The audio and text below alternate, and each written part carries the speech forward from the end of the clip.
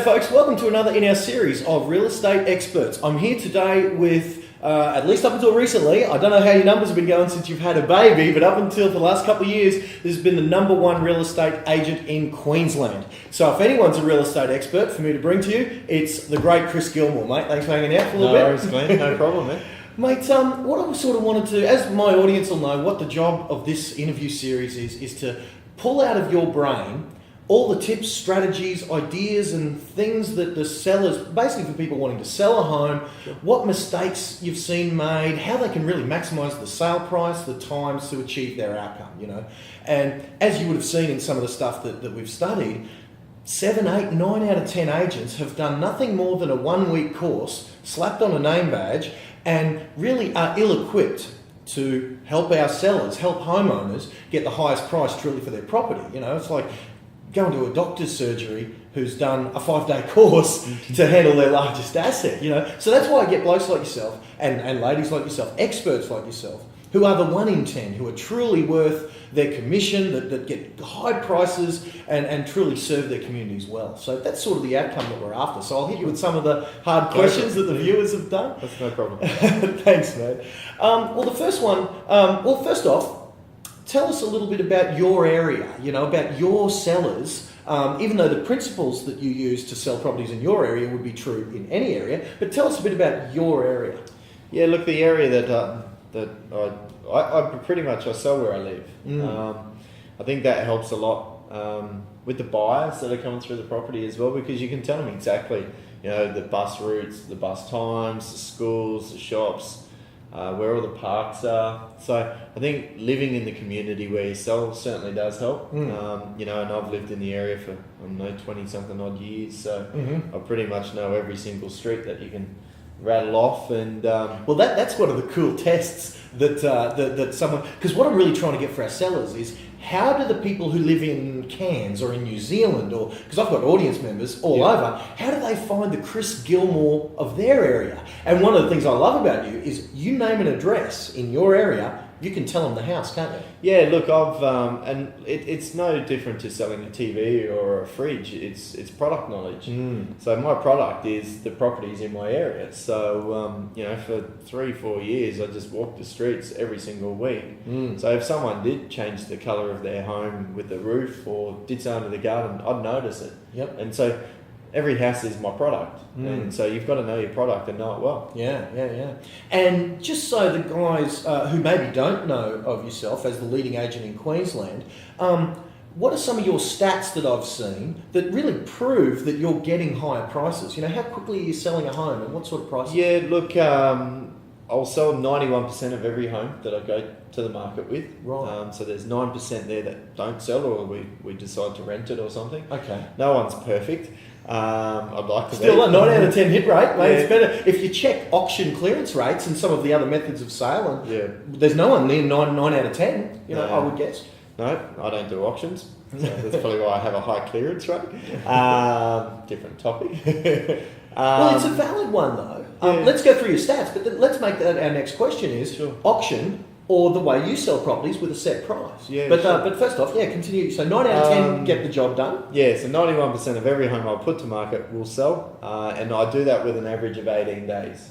So some go a lot quicker, you know, some might take 2 months. Right. But the average time on market for one of my properties would be 18 days. And what's that compared to the rest of your area? I think the area average is probably around 70, 72 days or something like that. So a third to a half of the time. And how about prices? You know, let's play devil's advocate for a moment. And I know this isn't the case with you, but Chris, you're selling them too cheap. You know, you're giving them away. How do the stats stack up with regards to price? Yeah, look, many of them were always generally within probably anywhere from 5 to 10,000 from the initial list price. Right. So close to the asking price. Yeah, definitely. And I've seen you get sometimes over the Yeah, we can get over asking price. People still wonder how that happens, but if a good marketing strategy in place, you get enough buyers, it will certainly happen. So yeah, look, I cop that question all the time. Are you selling too quick? You're selling too cheap? But well, go and sit on the market with someone else for 4 months at the price that you think the property is worth, and you won't get a result. So I think in this market, sellers need to be very realistic. You know, buyers are equipped with more information than ever before, and at the end of the day, it doesn't really matter what I think the home's worth or what the homeowner thinks the home worth. The market is the actual buyer that's forking out the money. And that brings up, I suppose, a couple of good points. Is first off, you mentioned the marketing to get the buyers can potentially drive the price up. Sure. So we know you've got some great marketing ideas. Let's get back, before we get on to marketing ideas, for the viewers who are trying to ascertain how to find the Chris Gilmour of their area, one of the takeaways from what you just said is we can't judge if properties seem to be being sold quickly and well and skillfully. That's not an assumption that someone should make that they are giving the properties away. That's probably a KPI or an indicator that the agent's pretty good in their area. Yeah, look, it's and it's really hard for us to show a seller what we actually do, but the amount of behind the scenes stuff that we do to get that result is they don't see that. You know, they just see me walking in with a contract 5 days after putting it on the market and saying, here we go, we're on the market at 500, here's an offer of 498, let's get sold. They don't see, you know, I could have been working with that buyer for the last 6 months. Yes. I could have shown them 100 homes. My seller won't actually ever see that. You know, there's constant phone calls. You know, we probably get 50 email inquiries a day. I'm probably on about 100 phone calls a day. That's in between doing everything else, running the business, showing my properties, seeing sellers and buyers. So there's so much behind the scenes stuff that they don't really see. Well, what we just witnessed here in your office today, you know, where you read out some SMSs to me from a buyer, almost that you've been working with extensively. Yeah. Tell us that story. He's almost apologising to you for not buying property A, so he comes along and buys property B really quickly. Yeah, look, he made an offer on a property. Went to contract. The property had termites in the garden, which nearly every property does. That sort of freaked him out a bit, so he pulled out of the contract under the building and pest clause, which was unfortunate. We sold it to somebody else 2 days after that anyway. But then he sends me this text just saying, Chris, feel really bad for wasting your time. Really want to buy a property off you and your company. You're an honest, you're a professional, and we get along well. So how about this property? So it was a complete different price range, complete different area. And then he said, Chris, you tell me what you honestly think that property's worth, and that's what I'll offer. Wow. So, you know... So your new seller didn't see all that pre-stuff. They just got them saying to you, you tell me what to pay. Yeah. And you're representing that seller. You can say whatever. There's the asking price. Yeah. Maybe a little bit more. Yeah. So, look, I get paid by my seller, so of course I'm going to do the absolute best for my seller. So, you know... The buyer was quite silly, saying, Chris, you just tell me what to put there. So, of course, I'm going to put it down. And he went through with it, brought it. So, and you're one of the few agents that I know that truly, and it's mainly my guests on this show, these experts that I get, that truly looks out for your seller's best interest. We see so many agents that are interested in just getting the property moved and sold. But as you just identified, we are remunerated and paid. You're paid by your seller. There's no loyalty, let's say, to a buyer other than to be fair, honest, professional, but truly you're being paid by the seller, hence you're looking out for their best interest in every way. Yeah, look, of course, I take my job very seriously, and when someone gives me a $500,000 home, which is their biggest asset, like they're putting so much trust into you. So, you know, it is only fair that you've got your duty of care to do the absolute best price, the best job, and that is to find the best price in the quickest amount of time. And, you know, I take that on my shoulders, and I think there's a lot of agents out there that are looking at this industry completely wrong. You know, they just take buyers around to all the homes, and it annoys the buyer when they tell you what they're actually looking for, and you show them something completely different. I don't do that. That's not my style. So I've got a very automated system that a particular buyer will only come through a certain home. It won't be just Joe Blow off the street that's looking for a 4-bed 2-bath. Everyone's looking for a 4-bed 2-bath. Well, why aren't we selling every home that's 4-bed 2-bath? Because they're specifically looking for certain things. That could be shops, schools, families, public transport. So you really need to know exactly what your buyer's looking for. And but at the end of the day, we work for free until we get that result that our seller is, you know, happy with. And so a couple of things that, and I appreciate the time that you spend for our viewers. Auction and private treaty. Sure.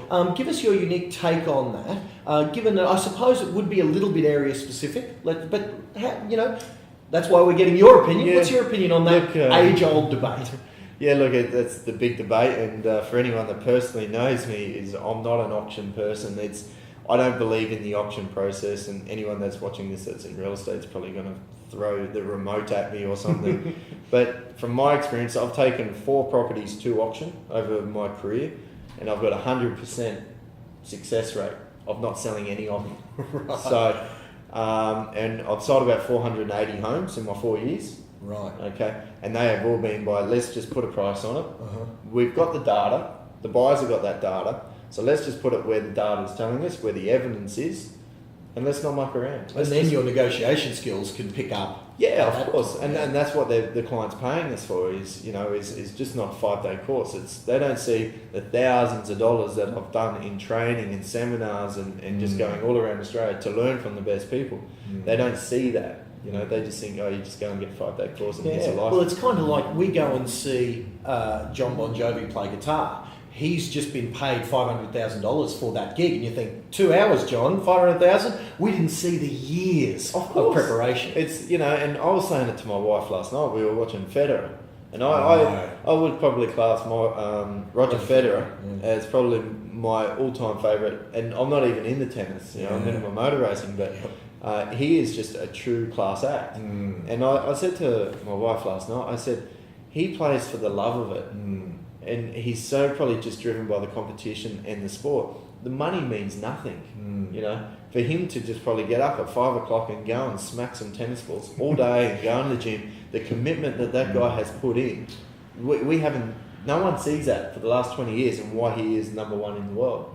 It's the same as real estate. We've still got coaches. We've still got trainers. We still go and listen to people speak because there's so much more that we can always learn. You know what I mean? So no matter what you're in, I think it's very important. And the client, they never see that. They just see you rock up, nice suit, and sign here, and then, like the one that I sold, it was 2 days on the market. We sold it at asking price, and they asked for a discount commission. They said, well, you've only taken 2 days to sell it. I said, yeah, that's right. Would you have preferred I'd taken 2 months and annoyed you for 2 months? That's exactly right. And a lesser price, it's like, this is what you're paying me that fee for. Yeah. And they don't see the lead up of everything before that. So. Well, tell me what the what are we getting? So essentially, you don't do auction because in your area, you've never seen an auction. You've never made one work. No. And nor have you seen, and correct me if I'm wrong, has anyone made auction work in your area? No. Look, in the area that I work, in the last 4.5 years, not one property has sold under auction conditions. Okay. So I've got sellers that come and say, Chris, I want to go to auction. I'll say, look, you can. That's fine. I've got nothing against auction, but I'll just give you one that I've just done recently. The seller was adamant, it had to be auction. Okay, that's no problem. I'll listen to my client. Yes. I'll tell them the pros and the cons, then let them decide. So they decided to go down to auction. Went down the auction way. Inquiry was very low for an area that is flooded with buyers. Okay, right. So I knew straight away that probably not going to be right. We brought the auction forward, so we didn't want to waste too much time with the campaign. The seller set a reserve of $550. Okay, the feedback from the buyers coming through, all the inspections was between $500 to $520. My appraisal on the property was $520. Okay, we went to auction. We had registered bidders. Highest bid $460. So tell me, how is that getting the highest price in the quickest amount of time for my client? Okay, so we took it, didn't sell, got passed into auction. We then listed it as... And it wasn't that you had bad auctioneer, did you? You had one of the best. I had the best auctioneer in Australia. Yes. For this one auction. Yep. To try and prove me wrong on the process. Yeah. And you were open to it if he... if definitely. So you brought the traffic and just the... and again, look, I hate to be admitting this to the viewers, but I'm one of those buyers, and depending on whose stat you listen to, it might be 50% of the buyers is one of the stats I've heard. As soon as they don't see a price, and as soon as they see auction, they bypass that property. Well, I do, because I like my little finance clause so I can feel safe. Call me crazy, but I'm a bit of a wuss like that, you know. Yeah. But it seems there's a lot of people like me. Look, mate, it'd be higher than 50%. So we every buyer we talk to, we ask that same question. Wow. Because we want to know what the market trends are. Yeah. But can I tell you, I'm going back to this auction. We listed it then after auction, got passed in at 460, 529 list price, multiple offers sold for 522. Wow. Bang. Okay. So we could have done that the first week. Yeah. If we'd probably just gone where I'd suggested, but everyone rightfully in their own, so I'll still sit there and still listen to what the client wants. And we didn't work, but we still got a result. And, So tell me, that leads me to another question in my mind. If we are going to go down the route of putting a price on it and a fair, not even a fair price, the price that you think will generate the most traffic so that your negotiation skills, as you mentioned, there are multiple offers, so we get more than one person interested in the property, so then you can use your skill to drive that price back up. Yep. So we're putting it at a price that's not too high, that's right. Tell me, how do you go against? What should a seller, if a seller has got the Chris Gilmour of their area coming in, fairly pricing it, yeah, and you've got someone else coming in saying it's worth that fair price plus 20%. They're in effect buying the listing by, I suppose, saying to the sellers, just to get the listing, saying, oh, your property's worth X, which is more than it really is worth. How do you deal with that, and how can a seller be immune to that, I suppose, trying to be optimistic about what they might get? I knew you were going to ask that question. I knew where you were going with that. It's probably my favourite one, and I tell every client that I walk into with the seller, this is where I believe your home is worth, this is what the market's saying it's worth. You can take that advice, we can go to the market. And you back that up with data of what's on the market. You have to. You've got to back it up with something. And but there's times there that sellers they get that hope that they've been thrown a lifeline from another agent. And fueled by someone else telling them. Look, I believe your property's worth around the 500,000. Another agent will come in after me and say, look, I can get you 570. And you just, because that's what the client said they needed. Now a buyer's not going to pay what you need. You might have a $50,000 personal loan for a car. A buyer's just not going to give you $50,000 because of your personal loan. They're only going to give you what your home is actually worth. And there is time after time, and I love it. I laugh all the time. And there was one that I just lost in my area. He needed 570. Bought the property for 480 3 years ago in the peak. I said, mate, you'd probably be around that to 500,000. Well, Chris, I need 570. Okay, so he's, yep. No, I'll only list it with you. You're fed all that sort of stuff. No worries, mate, but you need to be at this price. And a week goes by. He lives on my street. Drive around the corner, and here's a sign from another agency. Wow. So you don't win them all? No, I don't win them all. Okay. I don't want to win them all, mate. I don't want to win these sorts of ones. And now he's on the market at 570. Okay. And so the damage he's done is incredible. And he's probably thought, Chris, you don't know what you're talking about. That's fine, mate. You go with what you want. Property's still on the market. And everything that I've got now listed around him, his is so far overpriced, it makes all my other homes look fairly priced. So I sell all them. So he's actually helping me sell other sellers' homes because he got fed. And the real estate game is very cutthroat.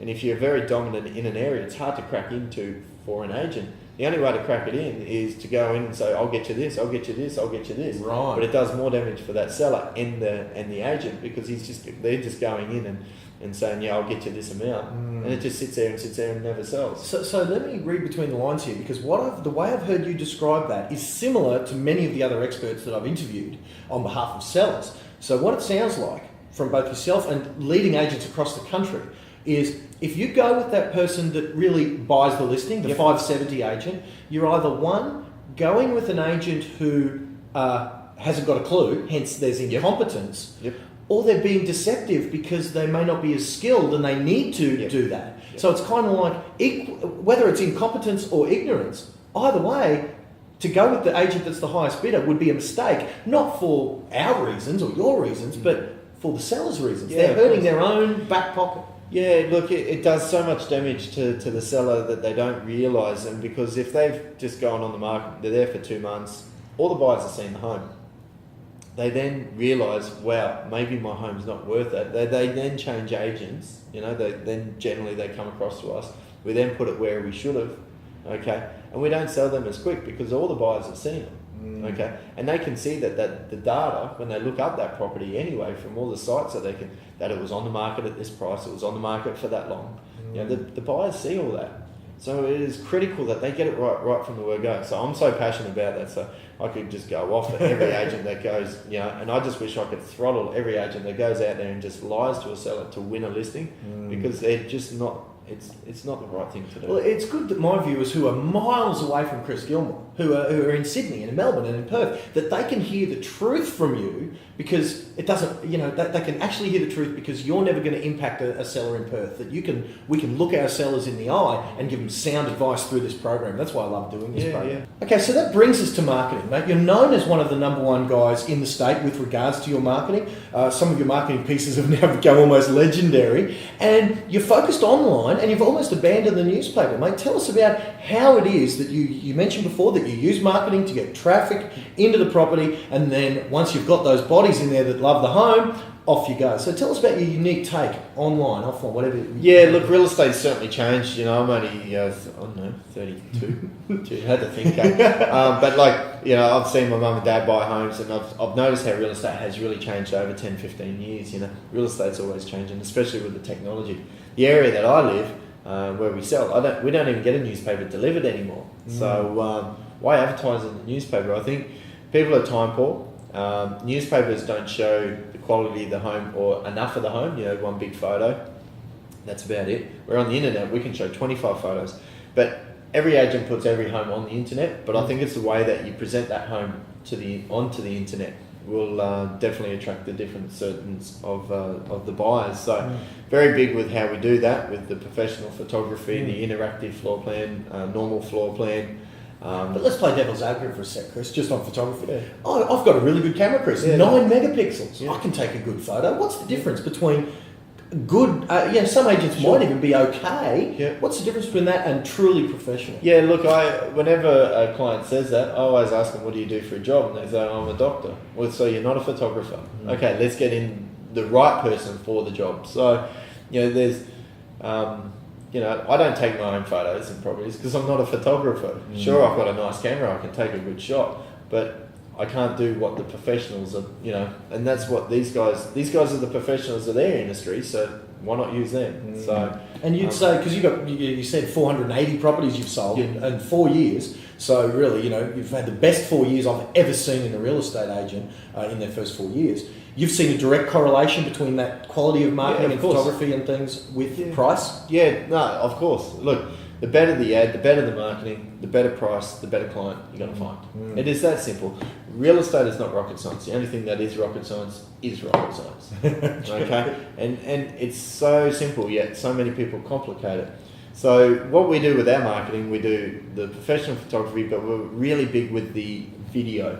We think that video shows so much more of the home and the lifestyle and why people should be buying this property in this area, because we interact with them now for 1.5 minutes. The average, I think the stats are the average person, a buyer that looks at on the website is 11 seconds. Right. I capture them for over 1.5 minutes. Yeah, so 6 or 7 times the time. Yeah, definitely. So there's more airtime for my vendor's home. And I've seen some of your videos. In order to get that 1.5, 2 minutes, you don't just have a slideshow of the photos, do you? No. Anyone can do a slideshow. That was 10 years ago. And the video is full, high definition streamed. Even goes out onto iTunes, podcasts, Facebook, YouTube. They're almost like short films now, aren't they? They are. Yeah, they are. They're like a trail, for your Hollywood movies, trailers. So. But like one that we did yesterday, we got the seller involved. So they had a swimming pool. So this is a big feature for the home, the pool, the outdoor area. So we both jumped in the pool, and we're just sitting there on the step, and I'm interviewing the seller. Right. Who better to sell the home than the person who's the owner that's lived there for 12 years, that knows the neighbours' kids, and knows every plant that was planted in the home, every little nook and cranny. And would you say that lets the buyer, the person who's about to come and view this home, maybe more emotionally connect with that property than a picture in the paper? Look, it's you really play on those heartstrings. So it's playing on, because how we finish it, we had 9 of the kids from that neighbourhood in the pool playing volleyball with us. So we're really, because of this was a family home. My target market is a family. So let's play on the wife that's looking at on the net. 90% it's the wife's decision and looking. That might be. That's what I want. That's how I want my family to be. Now, in a photo or in a newspaper, we can't show that, but video, we can show the lot. Isn't it funny that, when you think about this, every other product that's sold at a premium level, like a car, always shows an example of the target market in the advertising. Yeah, you look at everything. And yet, I'm just thinking out loud here, every other real estate ad I've ever seen in the paper shows empty rooms, empty bathrooms, empty kitchens, empty swimming pools, not the property being lived in, like you're suggesting by your mate. It's a stroke of genius. And what you've seen is, it may be fun for you to do these fun videos, but you're seeing a direct correlation with quick sales and high prices, aren't you? Definitely. It's just, you get more airtime, and that's the biggest thing. Our properties get seen by more people. Like the average in my area where I sell, an average campaign is around 800 hits over a 2-month campaign. I'll get about 7,000. Right, so 500, 700, 1,000% more eyeballs on a property when you market with. And that's what my sellers, they don't see. They don't see all this behind the scenes stuff. But the area average, we get the stats every single week, and we've got the graphs. So because it's all collected, and it's not collected by us, it's collected by the websites. You know, our bar is this long, and the average is So if those old newspaper campaigns used to cost us, depending on where we advertised, thousands and thousands and thousands of dollars, is what you're saying that these online things where we've got more eyeballs, more traffic, more video, more opportunity to tell our story, is it going to cost us exponentially more? No. Look, a good marketing campaign of $1,000 will be more than enough. In this area? Okay. What about for viewers in other areas? Do you think would it be different from area to area, or do you think pretty much it'll be similar? I don't think it would be different from area to area. I think other agents would probably disagree with that, but I think they're using the wrong media. Yeah, okay. You know, so like in our area, if in Brisbane, if you were to use a courier mail, full page courier mail is what, $10,000 for the week? Yeah. Right. And all you're going to get is... for the week, for one app. For Saturday. Yeah, for a Saturday. Where for $500, because that's what it costs to do a video, I can get a minute and a half airtime on all social media sites, YouTube, Facebook, even on like all the major portals for the real estate, that they all show video. Yeah. I'll get more eyeballs onto that than what they will out to newspaper for a tenth of the price.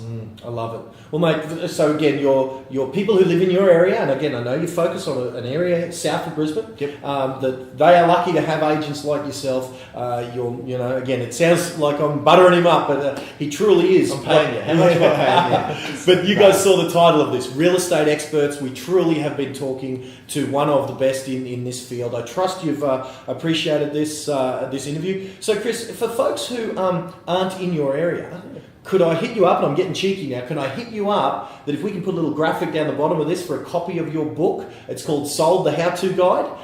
Is that what it's called? Yeah, can I hit you up for a copy of the book? Selling Your Home. Selling Your Home. Yeah, the How-To book. So we did write a book. It's free. Yeah, okay, cool. So I can hit you up for a copy of it? Yeah. If anyone wants a copy, that's fine. Cool. Just I'll put a little graphic down there saying how they can get a copy. Yeah. Awesome. No, that'll show some of the tips on how you... Yeah, look, we wrote the book modern time, with why social media works, why video works, why professional photography, why you should have a floor plan, and simple things. Why advertise the address? Just really simple stuff. So we wrote the book. It's about 100 pages. It probably takes 25 minutes to read. Right. Big pictures. And that could be the difference between an average price and what you call a premium price. Yeah, definitely. Very and nice. that's what we're in the market for, is a premium price. Because every dollar I get more for the seller, I get. So the way I can't remember where I heard this articulated, but it's kind of like the money that they invest in a quality agent, in quality marketing. Yeah. It's almost like insurance against underselling that property. Yeah. I've heard it worded that way. Okay, yeah, we're trying to get a premium price, and that's absolutely. But anything less than that premium price, we've undersold it. And it's kind of like we might insure a car for $1,000 a year, and yet we don't spend anything on insuring this largest asset that we've ever got, and the marketing of this thing. So I love the way that you absolutely guarantee that you're not underselling that property at all, that you're getting that highest price the market's got.